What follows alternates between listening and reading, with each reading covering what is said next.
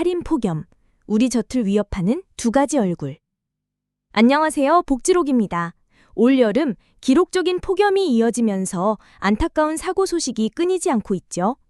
건강을 위해 떠난 등산길에서 또는 생계를 위해 일하는 현장에서도 소중한 생명을 잃는 일이 발생하고 있습니다.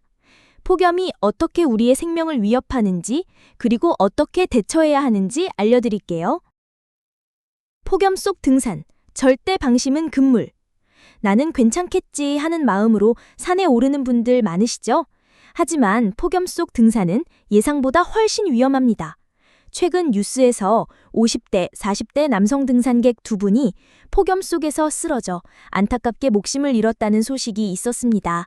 발견 당시 체온이 40.5도씨까지 치솟는 등 온열 질환이 주요 원인으로 추정되어 급격한 체온 상승. 산은 그늘이 적고 습해 열이 잘 발산되지 않아요. 격렬한 운동으로 발생하는 열까지 더해져 체온이 빠르게 오릅니다. 탈수 현상. 땀을 많이 흘려도 충분한 수분 보충이 없으면 금방 탈수 상태에 빠지고 이는 온열 질환의 직접적인 원인이 됩니다. 심장 무리. 무리한 신체 활동은 심장에 큰 부담을 줘요. 특히 기존 지병이 있는 분들께는 더욱 치명적일 수 있습니다. 일터도 비상, 노동 현장의 살인 폭염. 공장 안이나 야외에서 일하시는 분들은 폭염의 위험에 가장 직접적으로 노출됩니다. 이는 단순한 사고가 아니라 우리 사회의 복지 안전망과도 직결된 문제입니다.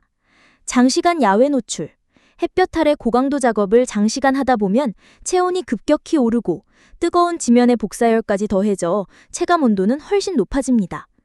불충분한 휴식과 수분. 작업 특성상 충분한 휴식이나 물을 자주 마실 기회가 부족할 수 있습니다. 안전관리 미흡. 일부 현장에서는 폭염 대비 그늘막, 냉수, 휴게 시간 보장 등 기본적인 안전수칙이 지켜지지 않는 경우가 있어요. 이는 명백히 노동자의 안전과 복지에 대한 문제입니다. 폭염으로부터 생명을 지키는 필수 행동 강령. 이런 안타까운 사고들을 막기 위해 우리 모두가 지켜야 할 3가지 기본 수칙과 상황별 행동 강령을 꼭 기억해 주세요. 공통 행동 강령 3대 기본 수칙. 1. 시원한 물 자주 마시기. 목마름을 느끼기 전부터 미리미리 물이나 이온 음료를 충분히 섭취하세요. 커피, 술은 피해주세요. 2. 그늘에서 규칙적으로 쉬기. 햇볕이 가장 강한 시간, 오후 12시에서 5시에는 야외 활동을 최소화하고 시원한 그늘이나 실내에서 충분히 쉬어주세요. 3. 시원하게 옷 입기. 땀 흡수와 통풍이 잘 되는 헐렁한 밝은색 옷을 입고 모자를 꼭 착용해 햇볕을 가려주세요. 등산객을 위한 추가 행동 강령. 등산 자제. 폭염특보 발효 시에는 산행을 피하는 것이 가장 안전해요. 꼭 가야 한다면 햇볕이 약간 이른 새벽이나 해질녘을 이용하세요. 무리한 등산 대신 짧고 완만한 코스를 선택하고 그늘이 많은 길을 이용하세요.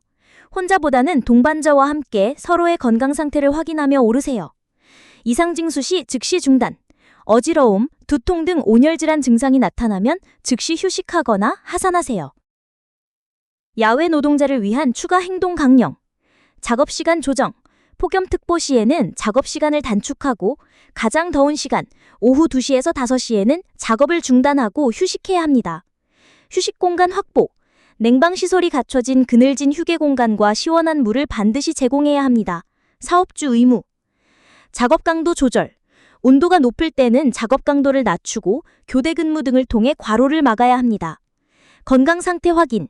작업 전후, 그리고 작업 중에도 동료들의 건강 상태를 수시로 확인하고 이상 증상 시 즉시 조치해야 합니다. 안전교육 강화. 온열질환 예방 수칙과 비상 대처 요령을 충분히 교육받고 숙지해야 합니다.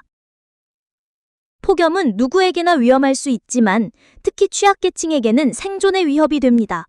우리 모두가 폭염의 위험성을 인지하고 개인의 안전을 지키는 건 물론 주변의 이웃과 동료에게 관심을 기울이며 사회적 안전망을 함께 만들어가는 노력이 필요합니다.